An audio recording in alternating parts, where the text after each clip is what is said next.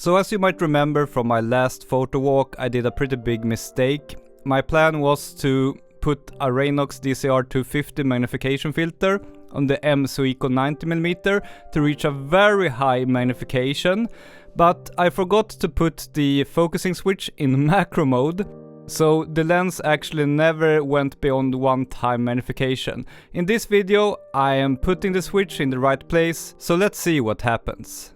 My name is Micael Widell and I've been teaching macro photography on YouTube for 7 years. I've made hundreds of videos and today I'm gonna do the highest magnification handheld macro photography that I have ever done. So I measured the magnification and this ruler, what you see in the picture, is 4mm, and if we look at the sensor size on my camera, which is a Micro Four Thirds camera, we can calculate that the magnification will be 3.25 times, which in full frame equivalent is 6.5 times, so it's pretty extreme.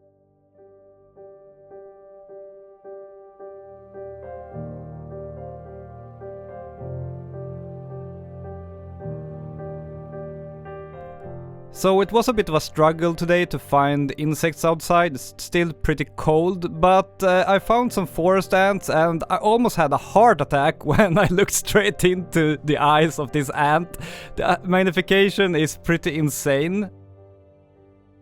But forest ants are tricky to photograph because they are running so quickly, constantly, they are moving too fast, and with a lens with this magnification it's pretty much impossible to get a nice beautiful photo.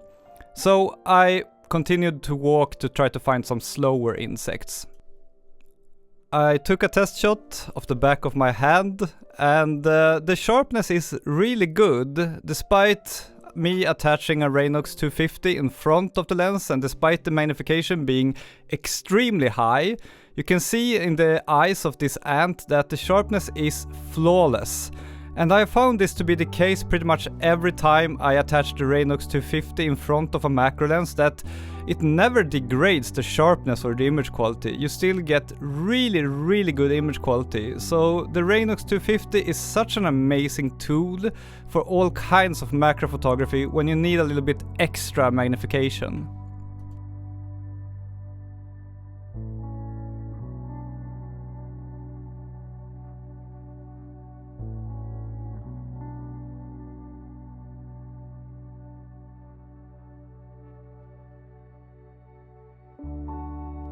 I was only able to find ants outside and they are far too fast to do any focus stacking, but I wanted to try a focus stack with this rig, so I decided to try it on my Apple Watch Ultra.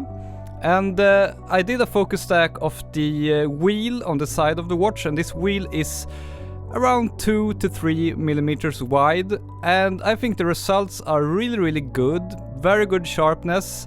I used a step size of 3 here, and it seems that it was enough. And on the flash I was at 1/32 plus 0.3 stops. I also want to tell you about my new camera battery from third-party manufacturer Widell.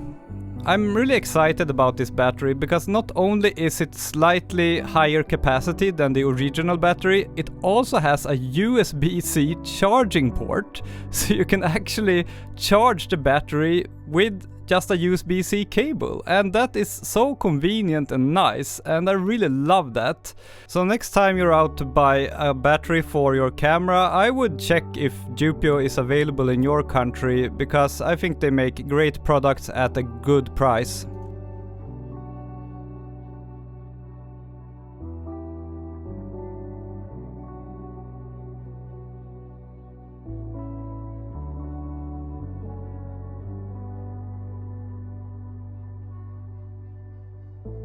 And finally I found an insect that was a bit slower that I could focus stack, and here you can see the difference between a 30 photo stack that reaches all the way to the back and a 20 photo focus stack that kind of leaves some of the photo out of focus.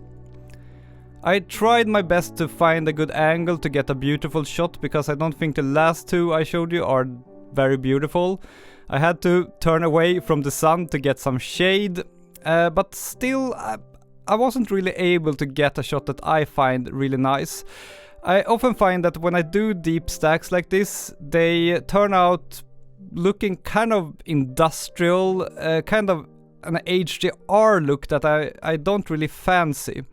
Here is a single shot, and that looks kind of okay, I think. But I think it's often very hard to get beautiful light and a beautiful feeling when you're doing deep focus stacks of insects. That really is a challenge, I think.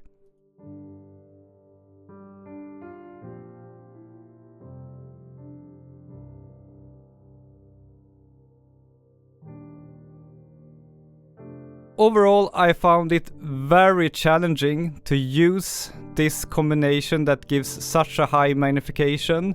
The hardest thing is to find the insect in the viewfinder, because you have to point the lens exactly where it is, since the lens only sees an area of about 4 millimeters, which is very little. So that definitely took some getting used to. But if you have an insect that moves slowly, that sits fairly still, and you can hold the leaf that the insect is sitting on in your hand, it is actually doable to do focus stacks and to do macro photography at this magnification, especially thanks to the really good image stabilization in the OM system and on the OM 90mm lens. Still though, I'm not sure how often I will use this combination, because this magnification is a little bit too extreme, I think. Like it becomes a little bit too hard, I think, to do macro photography. Next photo walk, I'm gonna try something similar. I'm gonna try the 2x teleconverter combined with the M2 Eco. So subscribe to my channel so you don't miss that.